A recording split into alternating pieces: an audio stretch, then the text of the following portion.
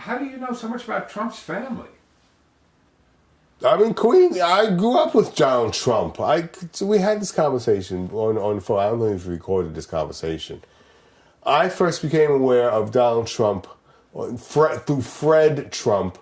Just as Donald was getting into the business in the late 60s and early 70s, I would hear stories of apartment buildings by certain real estate landlords and developers that would not sell to black people.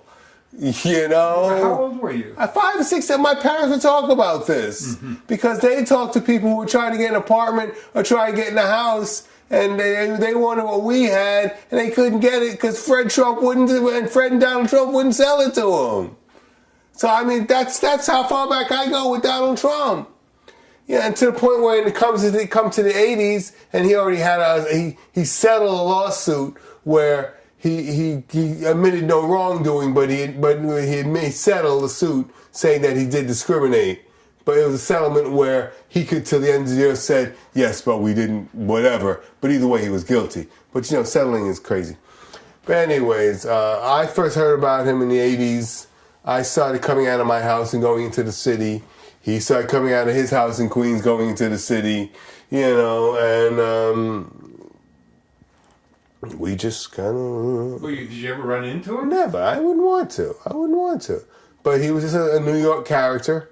A real despicable New York character like Weird Al Sharpton, like Rudy Giuliani, like any number of these fucking losers, you know, any number of them. So I know these people.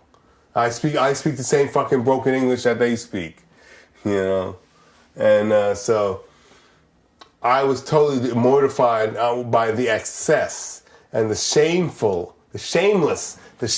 excesses of Donald Trump in the 80s.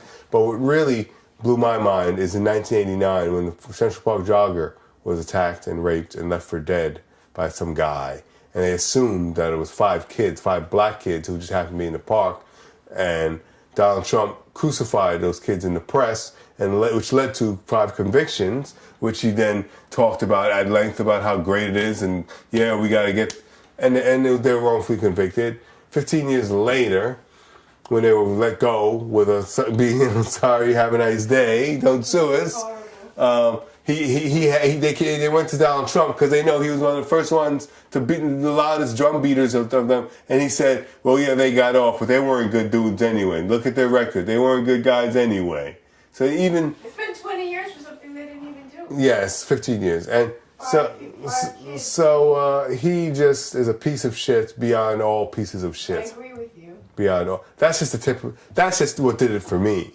And this is long before the Obama, even more racism of what? Black president? No way. Let me think. He wasn't born here. He wasn't born. That's long before. I gave up on Donald Trump long before that shit. So I know Donald Trump.